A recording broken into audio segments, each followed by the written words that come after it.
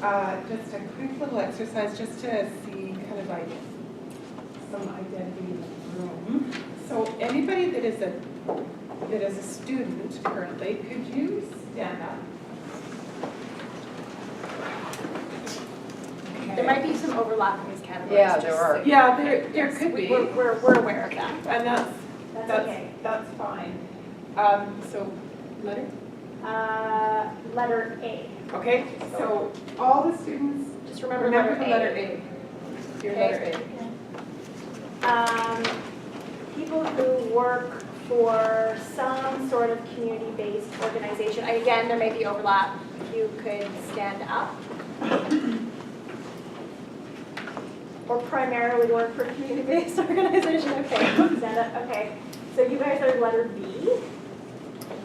And then people who are primarily researchers, academic or otherwise. Could you stand up? Okay, so we'll go with C for you guys.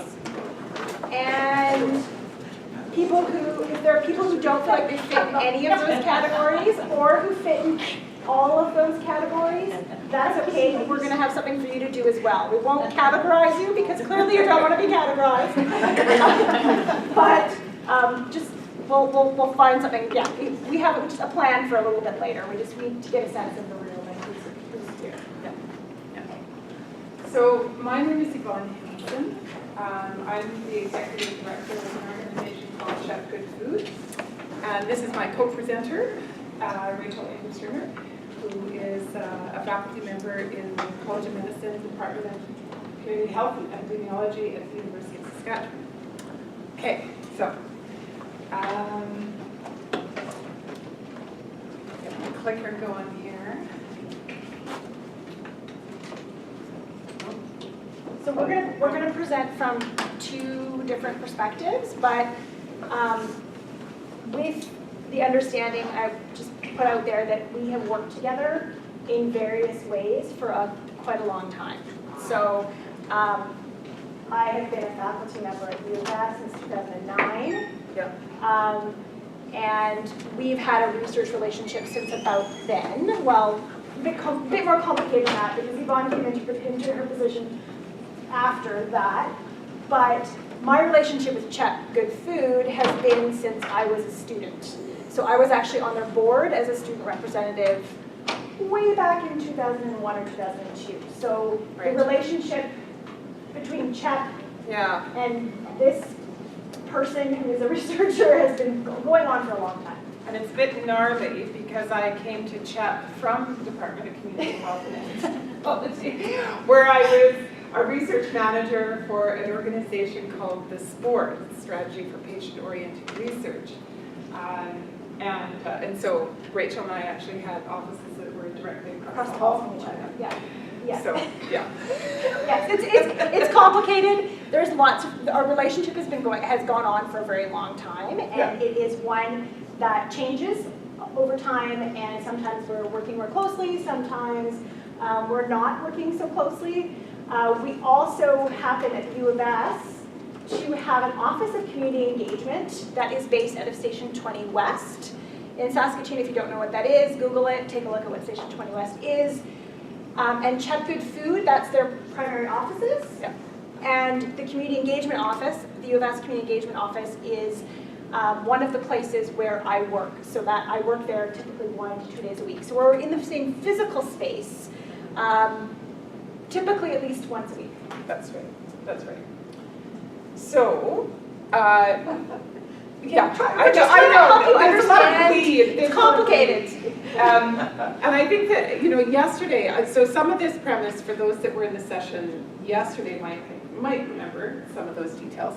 And I think today what we're going to try to do is structure it so that I do a presentation about, community-based organizations and their work with academia, with researchers. In the area of community-based research, and also talk a little bit about how those have largely, through Rachel, worked out quite well, but also that there's been some challenges in some of the other work that we've done working with other researchers.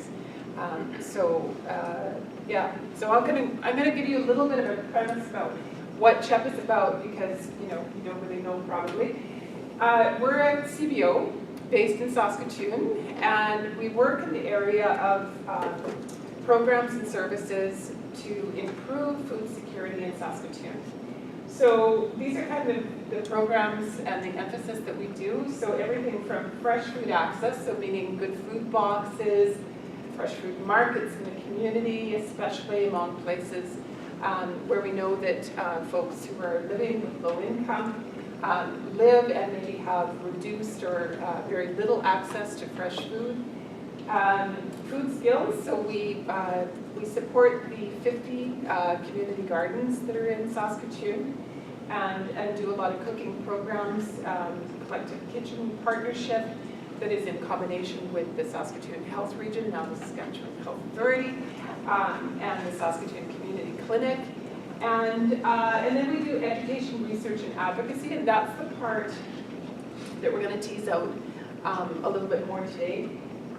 We do a lot of work in community collaboration, so none of our programs, not one single program that we offer is on our own. We work a lot in partnership with community, and that is everybody from some Indigenous organizations like the Friendship Center, like Comfy, Central Urban Métis Friendship, Central Urban Métis Federation Incorporated, right straight through to the Saskatoon Open Door Society, the YWCA, so lots of other organizations that we work quite closely with. And then one of our big programs, so you're going to say, what does CHEP stand for? Everybody always asks that question. Originally in the day, what we kind of cut our baby teeth on is the fact that we provided food to schools. So kids that went to school without a breakfast, without a lunch, with no snacks, we provided fresh, healthy, nutritious food to schools. And so school nutrition is kind of still the basis of a lot of our work, making sure that every day that kids go to school, they have something to eat. Does CHEP stand for something? Child Hunger and Education Program. It's what- It doesn't stand for it anymore. No. But it used to stand for it. Used to stand for it. Yeah. Okay. So the education and research initiatives that we have been involved with over the last few years anyway, we've been doing a fair bit of work on school nutrition. So CHEP is one of the only established organizations in Saskatchewan that's part of a national coalition for healthy school food. Rachel is also, as an individual, I think you're an individual on that. Yeah, I'm a researcher member. Yeah, so a research member on that coalition as well. And so we have 2 active research projects on school nutrition, one of which is with Rachel. And then we also do research on poverty, its impact on food insecurity.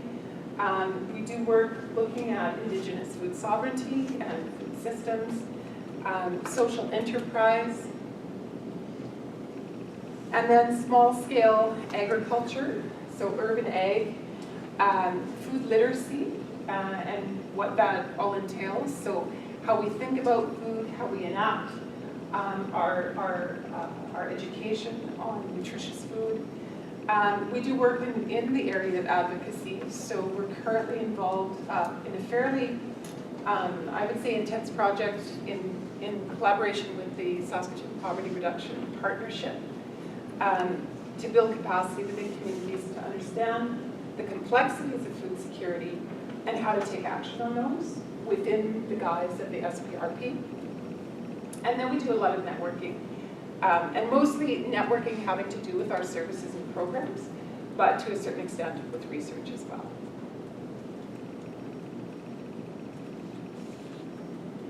So just in talking about community-based research from CHEP's perspective, one of the strong ones is, and I think that a lot of people have alluded to it over the last day or so, is relationship building. And that really a strong research paradigm will happen once a good relationship and trust has been built. We also know that for a lot of the people that we work with, cultural safety is incredibly important, and in fact will not engage with research unless they feel that that's there. Lived experience is valued, and then supports. So very tangible things like on-site childcare, transportation, and food for participants. And then an authentic follow-up. So not just survey evaluations of how did you find this, experience, would you like to give feedback to the researcher, but actually following through and making sure that the participants that are involved in the research know what the findings are, making sure that they're communicated with if in fact they're, things seem to be a bit slower than they'd like, just to make sure that they know where things are at, if there's a funding issue, making sure they know that. And so really making sure that our participants are in fact treated as full human beings in the process of research. The collaboration that I would sort of promote, especially, and this is probably more so for the folks that are academics and students in the room, is that speaking to an organization really early on in the process, if you have interest in working with a CBO, is so important, because this is not the primary role of a CBO to do research in most cases. It's something that, in some cases, for a lot of organizations, they have absolutely, 1% capacity to assist. So, so they need to book in that time. In some cases, they need to budget for it. And so really early on, communication is super important. Asking for clarification at any time, and that goes two ways. It's a two-way street. So I think that it's fair to say that from the perspective of a CBO, that you need to have an open door.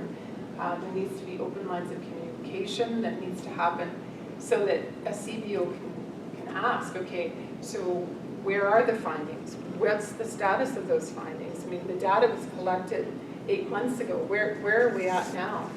And so I think that it's really important to ask for those updates and to expect a timely response. And then to spend time with the lead community organizer or collaborator. So I do have notes here that I should be following. Okay. So little. Keep going, it's fine. Can you? Okay, a little bit bigger. So one of the things that I think is really important as well is to make sure that the one thing about Rachel and my relationship is that we've known each other for years, and so that's not always going to be something that you can have. But how to ensure that I understand a little bit about her interpersonal skill and she understands a little bit about mine is by going for lunch. It's by It's not getting much bigger. I'm sorry. Because interpersonal is super important, and you don't want to be with somebody that you kind of can't stand.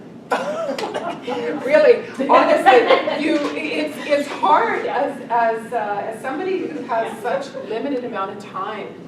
If that person, say for example, they walk into your organization and they're kind of like looking around at the various things that are on the floor or something, and let's face it, like a lot of organizations, you're doing so much work that it's not a high priority to make sure that everything is meticulously put back, and nor do you have the funding to hire somebody. But you don't get the flow of traffic, right? So it's the kind of thing where we want to make sure that people have a real understanding of the organizational culture of what they're walking into, and that you jive, and that there is a good kind of like level of humor, right? I mean, humor always helps with everything, and just a good flow of back and forth information.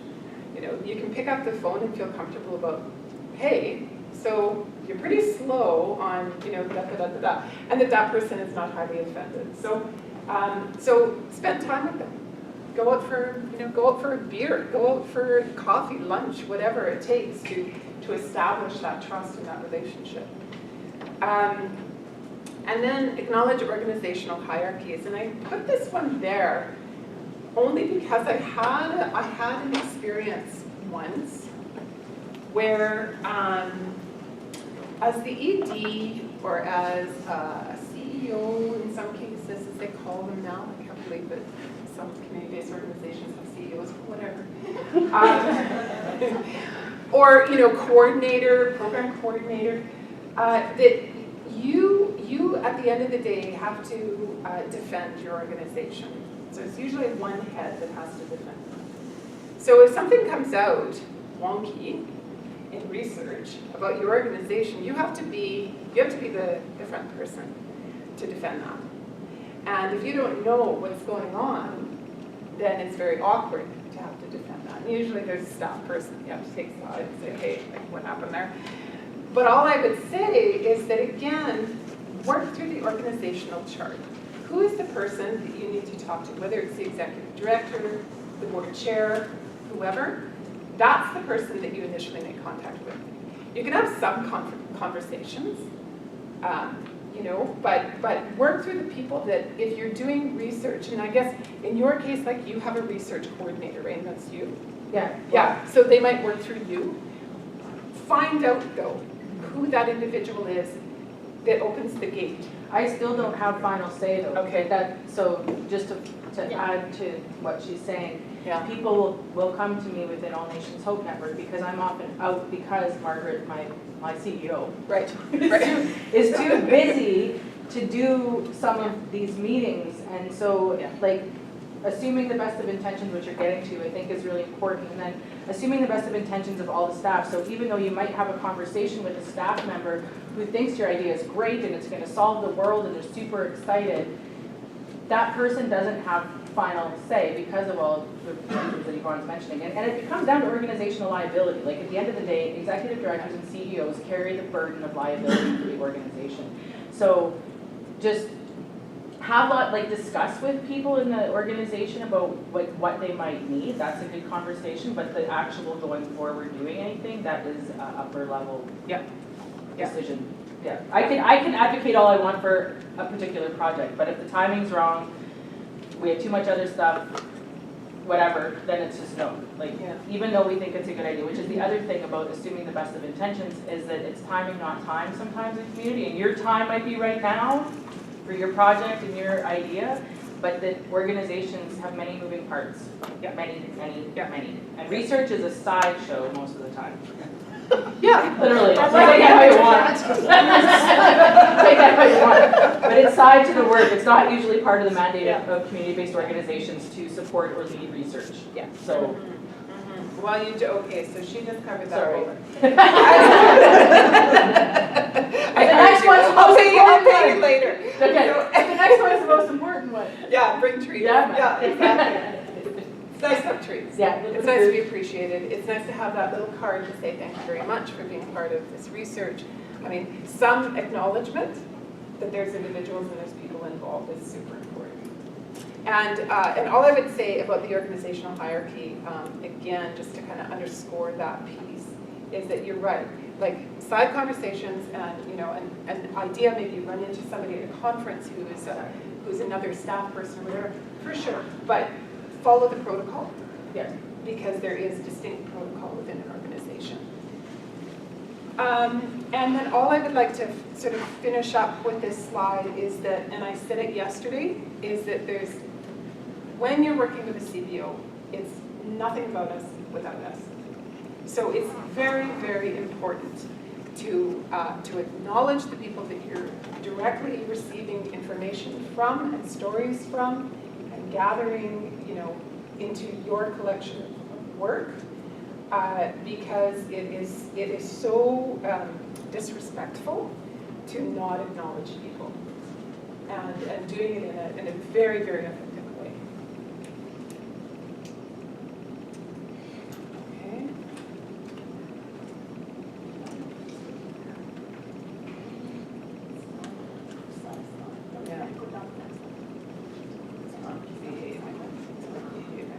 I'll just let you know. There. Anyway, okay. Participant recruitment. So program participants that are comfortable expressing themselves. I know, like, sometimes we have had researchers who say, look, I really want to talk to somebody about their experience, say, for example, in food insecurity, living in the poor, who's maybe taking part in one of your food access programs. And that is, you know, research that we're actually engaged with and we're moving along with that researcher.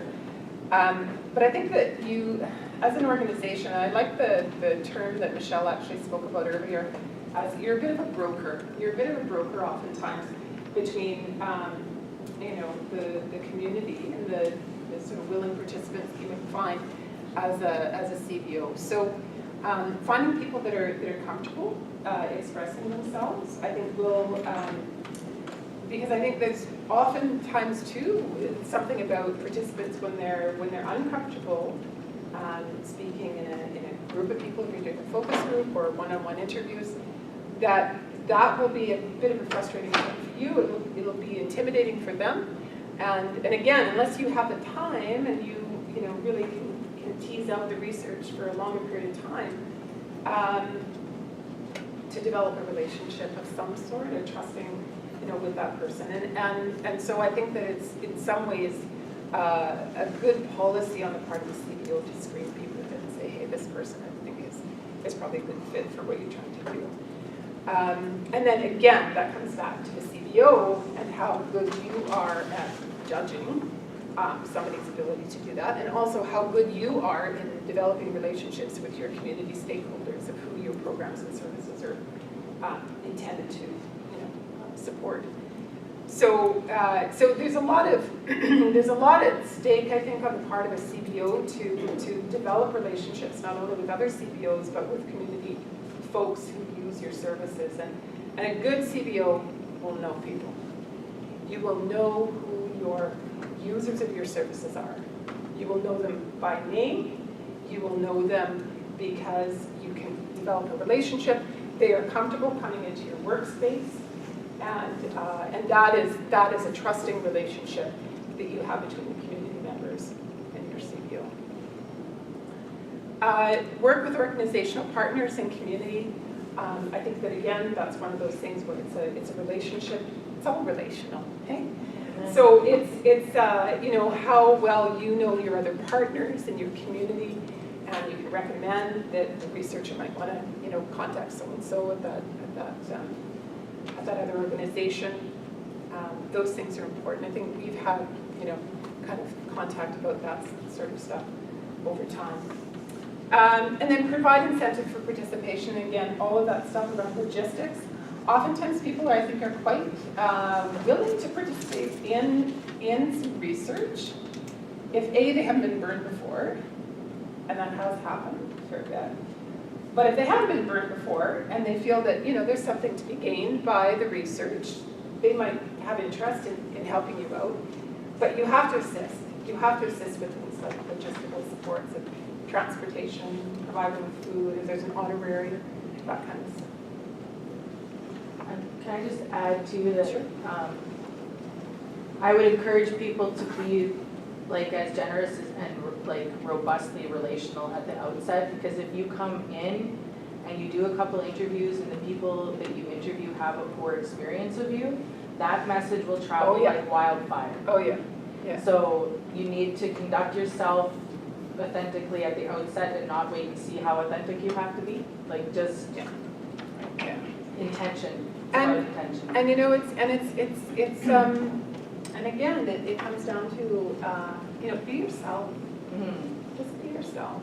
People want you to be speaking from the heart. I mean, they're speaking from the heart in many cases. You're asking them to speak from the heart. You speak from the heart.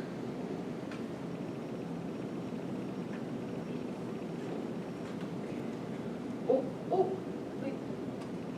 Okay, so community expectations about Casino. It's been mentioned that a lot of times a community organization, their main premise is not to be there to assist in research. it may be helpful, and in many cases, you know, we've, say, for example, reached out to Rachel and said, hey, I have an idea, what do you think? However, that's not always the case. We've had a lot of student placements, but we've put caps on that now, because there has been, there's been a lot of organizations, well, I shouldn't say organization, but there's been a lot of, say, for example, colleges at the University of Saskatchewan that see CHEP as like the food security place to do, you know, it's placement work.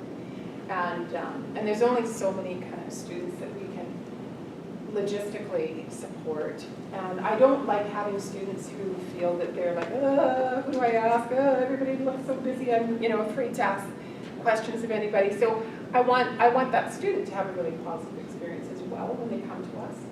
So that's why we kind of put caps on the numbers of people that we do take in. And so the limits that our organization has in just being able to support either researchers or student placements and so on, I think that's probably similar to a lot of other CBOs out there that just, you know, want to do the best for the researchers and so on, but there's sort of limits to what they're doing. Their main work, and I said this yesterday, their main work is services and programs, by and large. So involvement in the question and development and methods, you know, it's like that ground up rule. There's nothing about us without us. That goes for when you're developing the questions, it's when you're developing the premise of your research. What is it about? And ensuring that the CBO is part of those conversations. And engagement with the process and offering feedback to the findings, offering feedback to the writing. Just every step of the way, a consideration, a recognition, a respect that the CBO is a major stakeholder in this work and that we need to be involved in that process. And contributor, not just a stakeholder, a contributor. Yeah, well, yes, of course, yeah. So, so that's, I was really adamant about more recognition than just sort of a line at the bottom of a journal article, thanks to the organization, blah, blah, blah. Okay, this research would not have happened if it wasn't for us. So why are we not part of the authorship? I don't get it. So, like, I put that out there, that it is a major contribution. It's a major acknowledgement of the work that a CBO does to making sure that that research goes forward. Why would that not be part of the authorship? So this is my argument. I would argue there's an ethical tension there. Yes. Probably. I'm disappointed. Yes. So, can't say enough about communication. Already talked about that a little bit. But the early communication is really important. Sometimes setting ground rules. I know that in some cases, MOU, so Memorandum of Understandings, has been established between a CBO and a researcher. I think we ran into some sticky waters around that one, didn't we? Well, we're talking about it with another Yeah. partnership between us and another organization where we do need to have an MOU. Yeah. But we haven't had, we've never gone through a formal process. We haven't. No, we haven't. But it may be something that would be a consideration for a CBO and a researcher to keep lines of communication very clear and consistent. And so also that people know where the level of accountability on both parts is. Because I think as someone doing research, I mean, you obviously, you put an investment of time and effort and funding in some cases and things like that towards the CBO. You want to know that in some ways those are being acknowledged as well, right? And you're getting something from it. So it is that issue of reciprocity. It is that kind of give and take. But at the end of the day, you want to know what the clear minds of, sort of who does what are. And discussion with participant group. So making sure that people really understand that the research question can't be tweaked. What if it's really not something that, like, you think you got it, but then you bring it out and you want to do some more, you start your findings, your data building, what if it's really not working for people? Can you tweak it? Can you mess it up a bit? I mean, CBR is messy work for the most part, so how messy can you get it before it gets really tangly? So, you know, I mean, obviously you don't want it to completely screw up, but at the same time you have to, I think, be able to be fairly flexible in what that research question is all about for the participants. And disappointed in the no-shows, and I had some really good notes about that, but anyway, I think that one of the things about the no-show is that, Can you define the no-show? yeah, so people that just don't show up. For scheduled research interviews? Yes. Yes. Yeah, so It happens a lot. yeah. Being explicit about what we're talking about. Putting it out there for those who don't know that it happens a lot. And that is, and I think that is one of the real bones of contention for both the CPO, because you've put time and effort into making sure that people show up too, and also for the researcher who's there, who's ready, who's, you know, maybe got that recorder that they had to book like 3 weeks ago and then it's not, Didn't sleep the night before. yeah, all of that. And I think that there's a few reasons probably why it may happen. You know, one obviously is that if in our case we do work with people whose lives are, you know, complicated in many cases, and who you know, who may have very extenuating circumstances and who want to get there, but something just didn't quite work. I had one person, even in the last 6 months that I was working with, he's an Indigenous man, and he has very high standards for himself.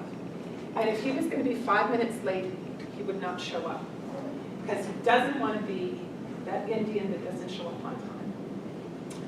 So, you know, and we had this conversation, and he said he often lends his vehicle out to his ex, who takes the kids places and things like that. So he doesn't always have a way of easy transportation, but also doesn't want to appear weak. So there's lots of things that you got to work with people where they're at, and you know, and it was really wonderful to learn that about him, and we had a fairly frank discussion, an open discussion about it. But you know, how can we ensure that you are here? It's okay that you're late, although in his books he doesn't want to be late. But you know, take a cab and bill it to us. Like, totally fine. We get it. Like, that's okay. So maybe just teasing out what the issue is with people. But again, that may not come immediately because people don't want to show their, you know, their true colors always. And so you got to be really, and that's where it comes back to, assume the best of intentions. Don't assume that people are brilliant. Don't assume that.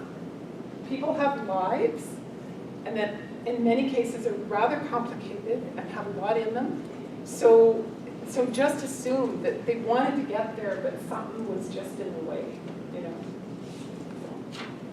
Can I expand, or even, is to even think beyond scheduled interviews? Like, that's a very rigid, like, research practice, which from a research standpoint makes sense, but the way organizations and people's lives work doesn't always make sense. So Yeah. we will schedule data collection days and advertise them, but they're open. So whoever is there that day, and the people are there and our workers tell people it's coming, and then they get, like, who comes instead of scheduled. If people want to schedule, they're like, I'm working and I can only come this day, we schedule them. But if, like, we don't have to do scheduled interviews. Mm-hmm. And you can tag it on to something that already exists. Like, Exactly. I used to do that a lot when I worked with Prairie Women's Health, is that I knew that a program was running from, like, say, for example, 6 to 8 on a Monday night. And so I would contact the coordinator and contact the people who were, you know, kind of overseeing that happening, and just say, hey, look, can I come in for half an hour? Do you think that that would work with the group? She'd take it to the group, she'd ask, you know, and get back to me. But that's a really perfect way too, that it's already an established time that really works well for people. And then you just kind of, you know, insert yourself if you can. And I think that has worked sometimes too. So I just want to quickly say something. I give an example that I think we learned a lot from. So we spent, so I was the research lead on a team that was following people who were shoppers at the Good Food Junction, which was the grocery store that used to be at Station 20. So we did a longitudinal study where we followed people who were shoppers there over a period of time. The population, people who were regular shoppers, were, there was like 3/4 of them were food insecure, many people with very, very complicated lives. And in order to keep them in the study, so in order to not have so much attrition from the study, we had to be really adaptable. So one of the things we ended up doing was, because people were going to Station 20 regularly, whether it was for the grocery store or for other purposes, because there's lots of different programs and services in the building, what we ended up doing is we trained somebody in the building to collect data for us. So that way, so this was a person who was really well known and really well liked in the community. And so if somebody just came to, drop in and spend some time on the computer at Quint, and this person saw them walking through the hallway, they said, hey, do you have time to come and do your structured interview right now? And it worked very, very well to do it that way. So that was not our initial plan. We had schedules, and we had, we make appointments and all of that. And for some people, that just was not going to work. And so we had to be adaptable. And I think from a researcher perspective, that's what I would say about that, is figuring out, okay, so this is not working this way. If you get a few no-shows, okay, this is not working. How can we do this differently? How can we figure out how to ensure that we can, that everybody kind of gets what they need? And the participants fully wanted to participate in the study. It was not for a lack of desire. It was purely, life is complicated, and showing up at 10 o'clock on a Tuesday is just not going to work. Meeting people where they're at. Yeah. Well, and it's also, what I like about that example too, is that it's also raising the capacity of individual members of our community who maybe didn't have, those skills before. So just helping people out to kind of, do new things. Yeah. Okay, so I don't have any more slides in my deck right now, so I'm going to jump over you. Although if you do want to look at our website, there it is, and it's brand new, and we're pretty proud of it, so there you go. Those are other dragons for CBOs and slaves, playing web pages, keeping the cop current. Lord. Okay, so I'm going to give very much a researcher perspective. This is coming from me as an academic researcher. Where is there? Here it is. So my background is in nutrition. I'm not a dietitian. My background's in community nutrition. I mostly do work around household and community food security, food sovereignty, food systems, and I also teach about research methods. So I teach on this topic to graduate students. And so I'm actually going to say a lot of the things that I say to my students when we talk about community-based research, community-based and participatory research, and I describe them as two actually very different things. So in my books, they're not the same thing. So I'm going to kind of say some of the things I say to my students. So there's 5 key principles from my point of view. Number 1 is what I call participation without intent. Number 2, long-term relationship building, which I think has been a theme. So maybe I won't spend too much time on that. Number 3 is answering questions community partners are asking, or figuring out the academic angle if needed. Number 4 is not being a draw on the resources of those organizations. And then finally, being creative and figuring out how to support organizations to work with you. So the first one, and this is something I get students coming to me all the time, at least a couple of times a year when they start taking my research methods course, asking me, well, I want to be a community-based researcher. I want to do work with organizations. I want to do this. I really want to do this. How do I do it? And what I usually say is, first of all, become part of the community as much as you possibly can. Walk around, if it's a neighborhood, if it's a, I mean, it depends. Community means so many different things. So if it's a neighborhood, if that's what you're interested in, is working in the core in Saskatoon, go walk around, look at what's up as far as posters, advertising events, and go to those events. Volunteer at those events. Participate. Listen to the lectures that are happening. Go to see the films that are being shown. Be, as much as you can, become a part of the community. But it cannot be with the intent of research, at least not from the beginning. You can't start with that. You have to start with, if I'm going to work with people, I need to understand who they are. They need to understand who I am. We need to develop some relationship. Let's just go and be a part of that community. So I'm big on following Facebook events and looking at what's happening and saying to my students, go to this. In fact, when I hire summer students, I will tell them if they want to go to community events, I'll pay them for their time to go to those, even if it has nothing to do with the research. Because I think that is worth doing. I think it's really, really, really important. So the second thing is volunteering. So if there's work that needs to be done, if there's cleaning up, the expression I use is chop the onions, and I say this because I'm a food researcher, so I spent an enormous amount of time as a PhD student chopping onions. I was working with collective kitchens across the country, and the way I observed, my observation, that part of my data collection, I would stand in the kitchen and I would chop things, I would do whatever people asked me to do, I'd do the dishes, whatever it was, and I would listen. And that was data collection for me. And so people liked me because I was willing to chop the onions. And I was willing to do the dirty work. And I think that it's a metaphor for doing the dirty work. What I really get frustrated by is researchers, and I have to say, sometimes I'm guilty of this as well, only wanting to do the glamorous stuff. They don't want to do the hard. They don't want to clean up the garbage. They don't want to do the, setting up and taking down of events. I have to say, I'm at a point in my life where I have less and less ability to do that, and so I often get my students to do it, but I think it's very important that as a researcher, that is part of what you do. You're not just there for the research in a sort of traditional contained kind of sense.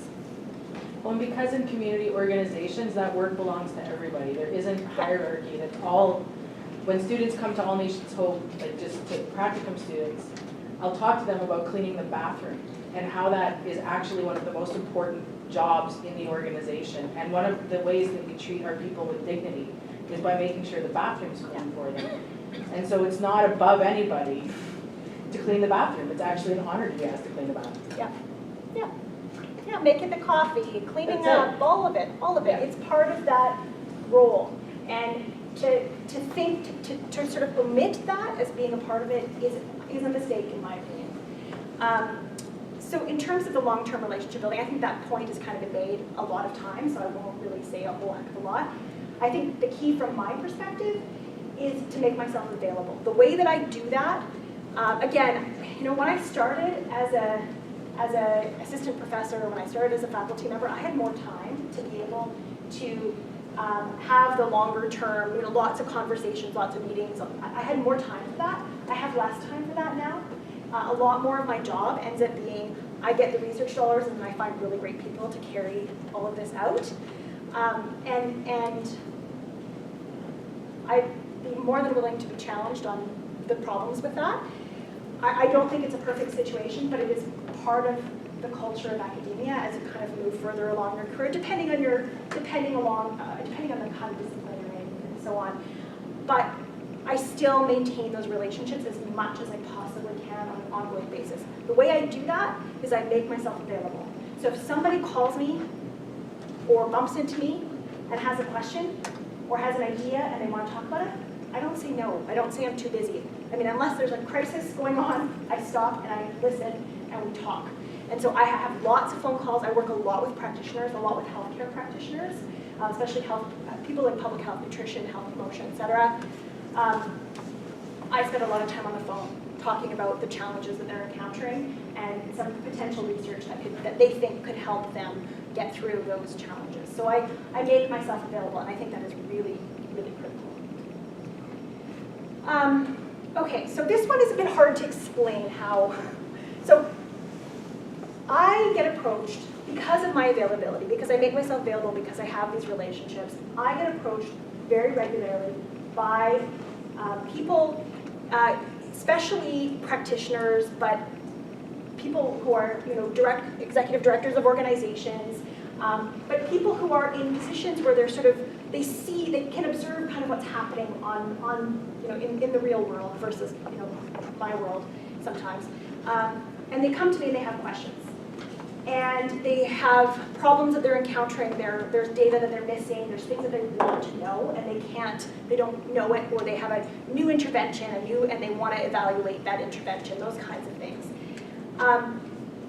What I've learned to do over time, and I think this takes a bit of time to get used to this, is I've learned to listen to what it is they need to know and try to think through, if it doesn't seem initially like it would be a good fit for academic research or have a role in academic research, I listen to it and I try to figure out how to make it, get the data that they're looking for, exactly what it is that they want, but at the same time turn it into something that could be a good academic research project, whether a student project or something else. So I'll give you an example.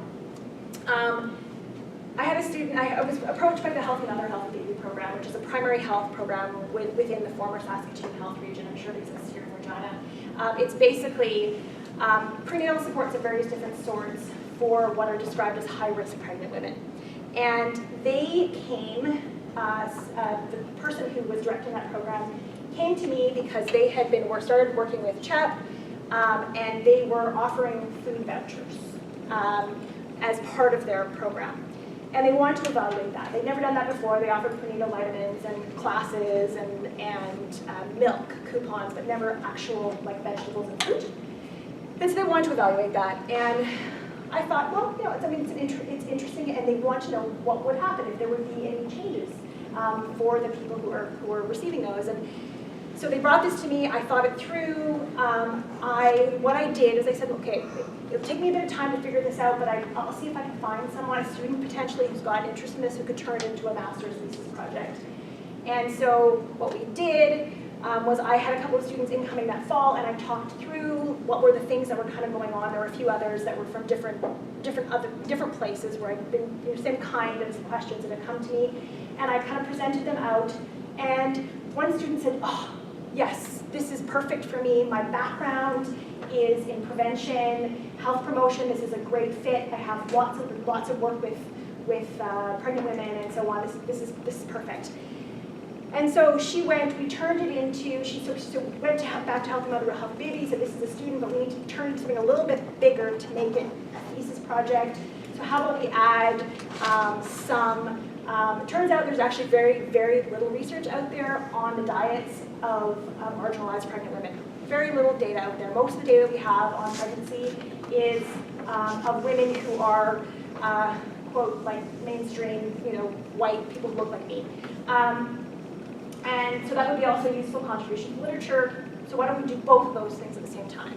So then it actually morphed into something bigger because she ended up deciding to do a PhD.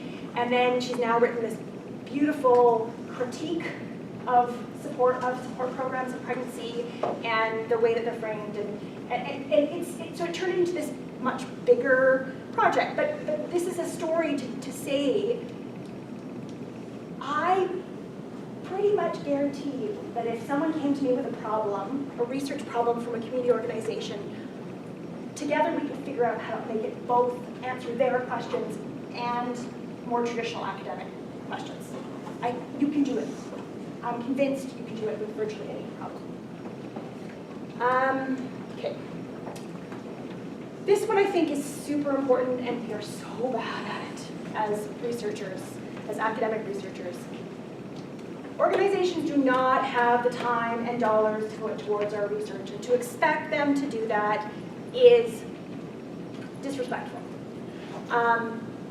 Unless you are doing something only for them, I don't think they should ever pay for it.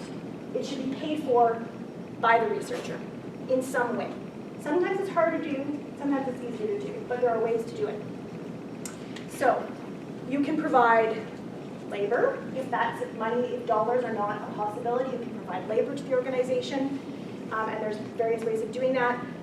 One of the things that we've figured out over the last couple of years is that what I've started doing when I get grants and they involve CHAP is that I take money from those grants. And sometimes I can't take the money directly and just give it to the organization for their participation in the work, but I can pay their staff to do that work. So what I do is I now I second a staff person from CHEP for a certain number of hours per week, because I know that number of hours is going to be what it's going to take to be part of this research. So that I'm paying for the time, not CHEP's grants. And we've done this a couple of times now, and we're going to, and if we get the grant that we're about to apply for, it's going to be on a much larger scale, so we'll see how that works out. But really what I'm trying to tell you is that you need to be creative in figuring out how to pay for the staff time or how to compensate for the staff time that goes into working with you as a researcher. And if you're from a community-based organization, ask for that. Researchers can do it. There are ways of figuring out how to compensate for the time. And in a lot of cases with me, people start with me, but it's oftentimes my students who are doing the work on a regular sort of day-to-day kind of basis. One of the things I tell my students is they absolutely must make themselves available as much as they possibly can to those organizations. So in the case of going back to the Healthy Mother, Healthy Baby example, they have their in-service, they have trainings every 3 months, and they talk about what's going on and what they're encountering in the field and so on with all of their staff.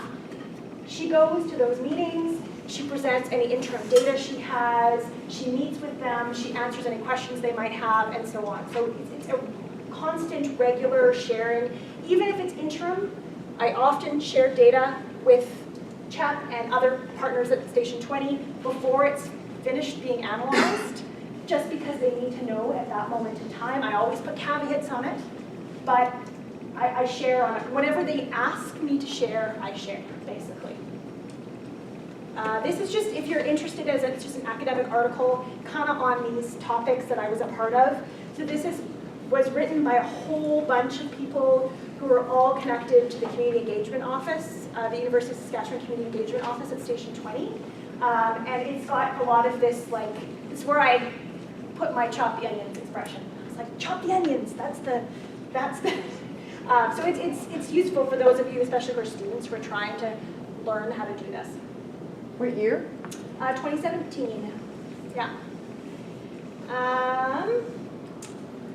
And then, so questions, I guess quickly if you have any questions directly for me, and then we're going to go into our activity. It's an interesting question that I thought about this that only just was the fact that CHEP is organized in town with the College of Nutrition. I wonder how some of the outcomes become an artifact of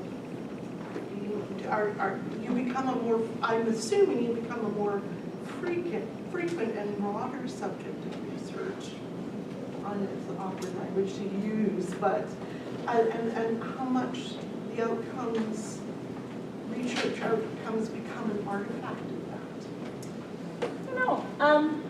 I mean, there's lots of health sciences students, right, in general, at the university, because there's college medicine and nutrition and pharmacy and all that, which doesn't exist if you do a lot. Yeah, I don't know. Well, and we have, on our board of directors, we've always had, university faculty members and or staff, largely faculty members. Yeah. So, I think there's always been a bit of a research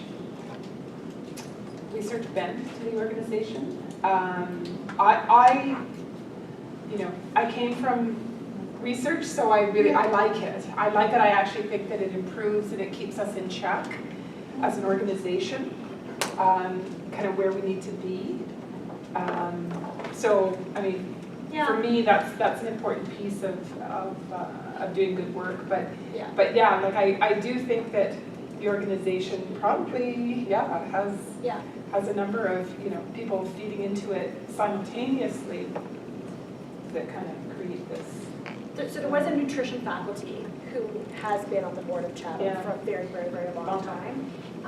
And they're probably the reason why I ended up on the board of Chatham when I was a student. So I mean, I would say yes, but I also think, like I think now, in some ways, it's more about having that community engagement office at Station 20 than it is about what colleges are present.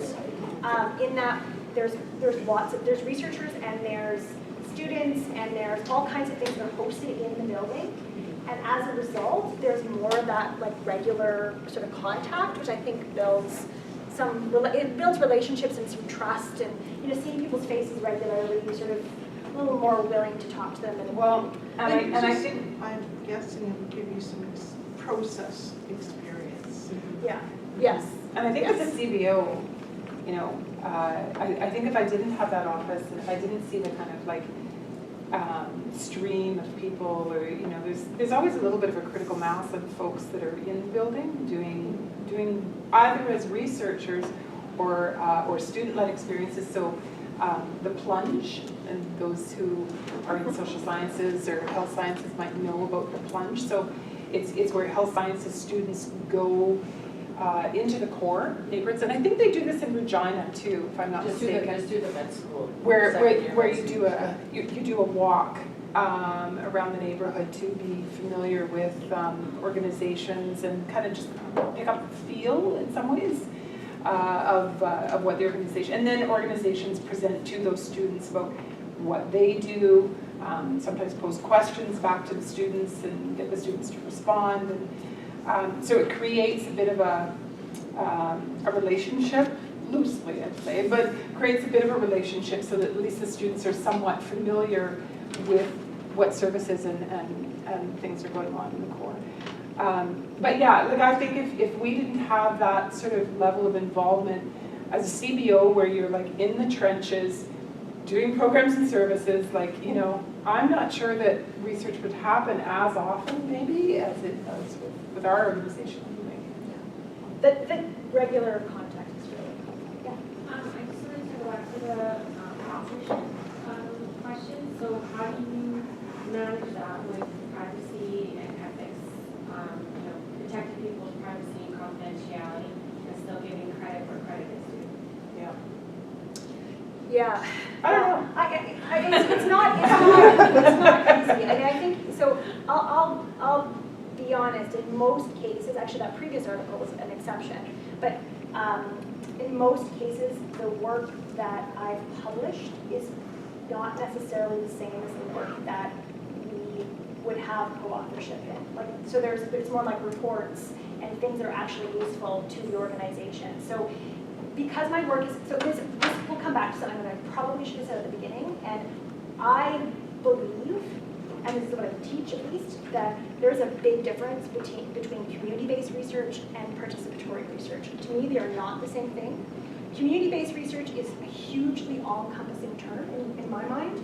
It includes everything from just work that is like in a community in some way. It's outside of the academic institution.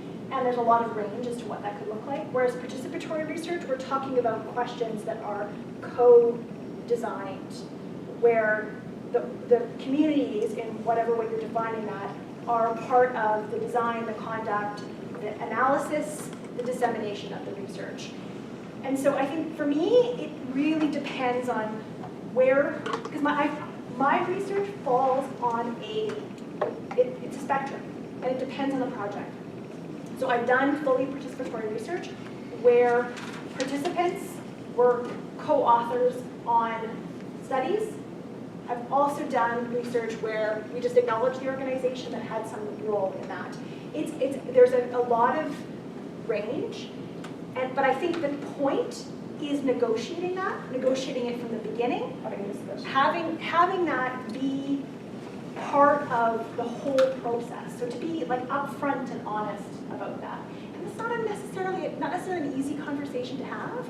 And sometimes there's also, like for the community-based organization, they may not think they want authorship, and then they get later on and they do, and to be able to revisit that as well is also important. So it is a complicated ethical question. I don't have a good answer. And I think, to it. I think it's also about opportunity. So where is a CBO or a participant or whatever ever offered an opportunity to have that level of recognition, right? And so some may not want it, some may, because of disclosure of content. But I think that it's worth the discussion. Let's start back here for a sec, just because. I was just going to say, I was in another workshop some time ago and talking about the whole thing about co-publishing. And part of the problem is the neoliberal agenda that demands that we have an audit culture for researchers and academics to publish in certain kinds of publications. And so what is advocated as sort of a measurement of excellence for academics has to change. So we need to start putting pressure on our faculties and structural documents to recognize community-based publications, because it's much easier to get community-based organizations involved in co-publishing in those than it is peer-reviewed journals. Yeah.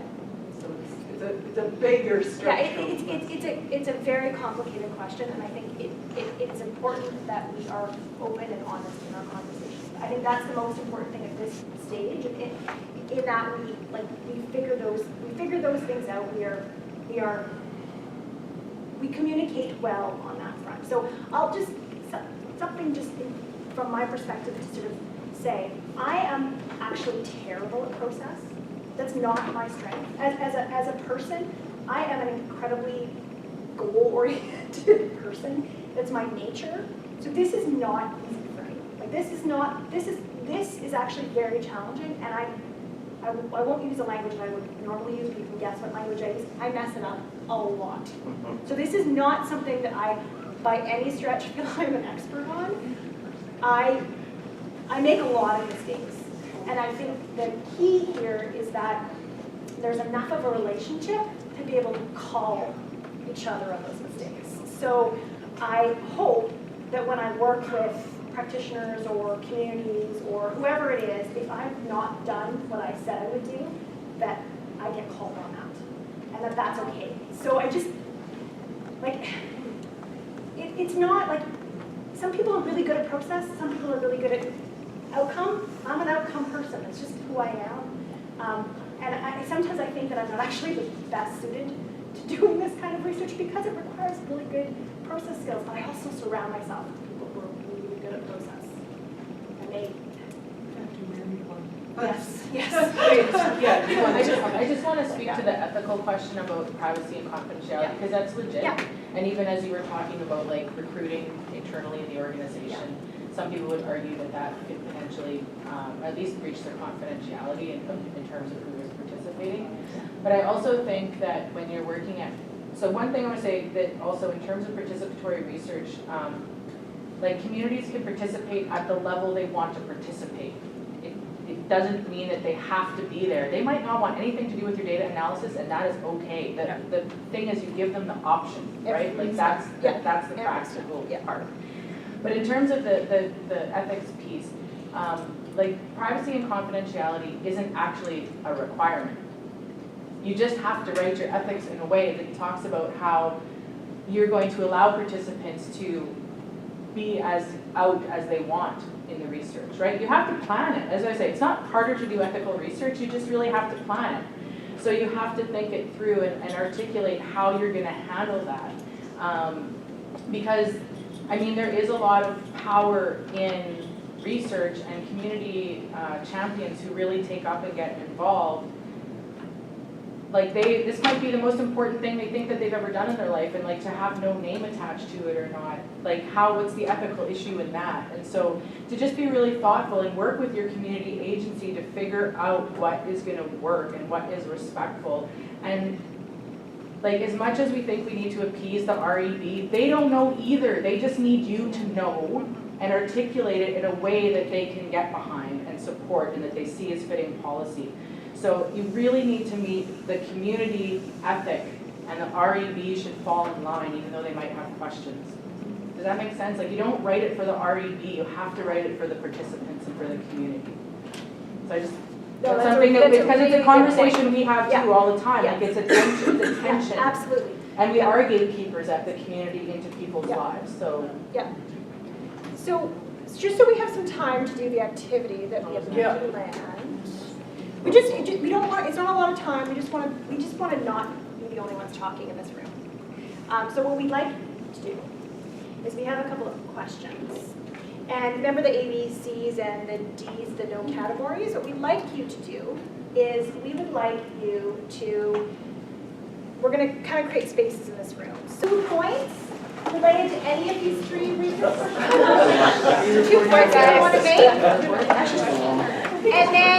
And then we'll move on to the next group. And then if you want to keep talking about it and discuss it more, we can do that later. But just for the sake of everybody's time, who wants to leave it, they can leave and take a break. So, okay.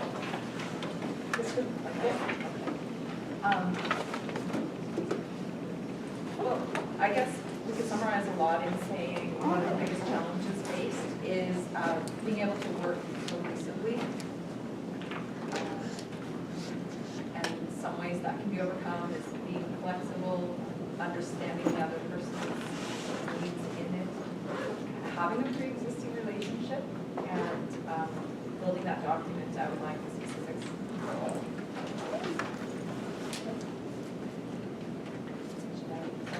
That's good. Yeah. Oh, good job. That summarizes a lot. Okay, the group that's over there. So 2 of the themes that sort of came out of our discussion over time to meet, understanding the time commitment from both sides, what's involved, and the other piece was not assuming things about each other, that the organization knows exactly what's going to be involved, that you know what is expected, that you have to have that really good communication to know what the expectations are, and everything, and that time is a priority.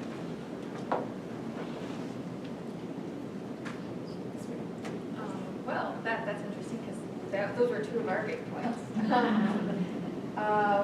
Okay, so well, I guess one thing that came up that I hadn't previously heard in any of these discussions was a lot of academics are kind of an introverted personality to begin with, so it is really hard to force yourself in the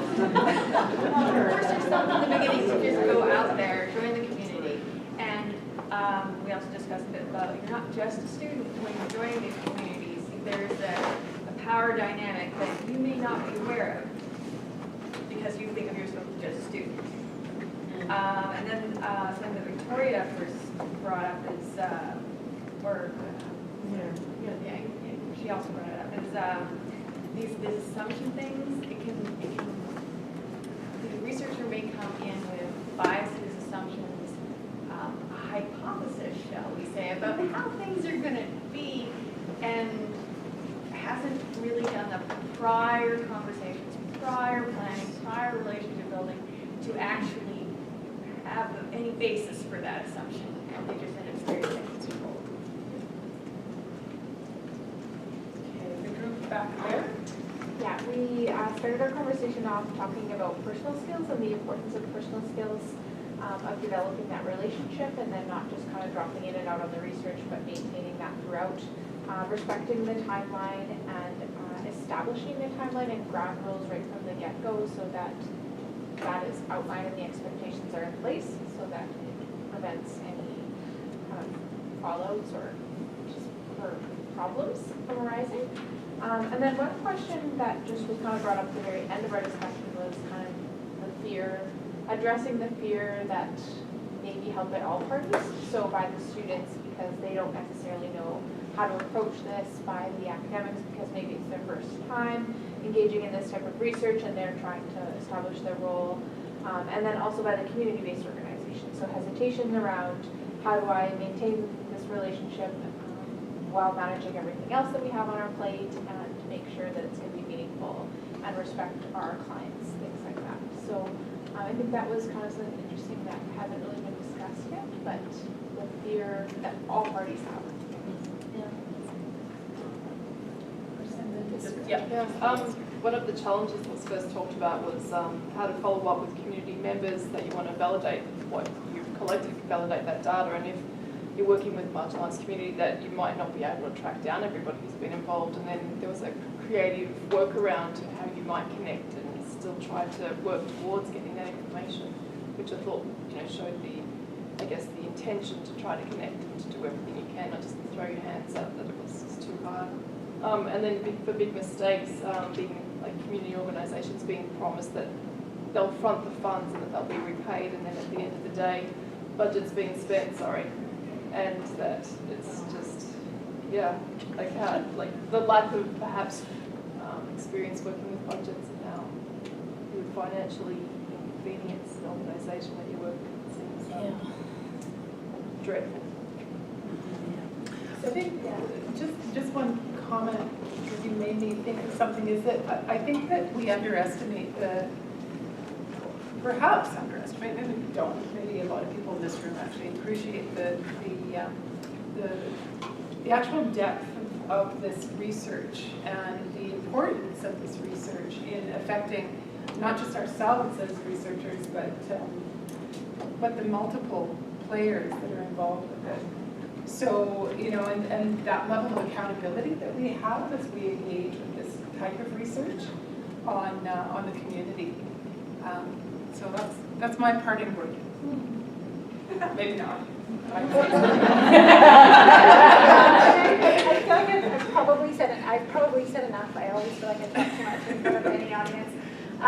This weird hybrid extroverted introvert thing. So if you want to talk to me more, I'll stick around for anyone who wants to ask any more direct questions. But thank you for coming. Thank you for participating. We appreciate it. And have a good little break.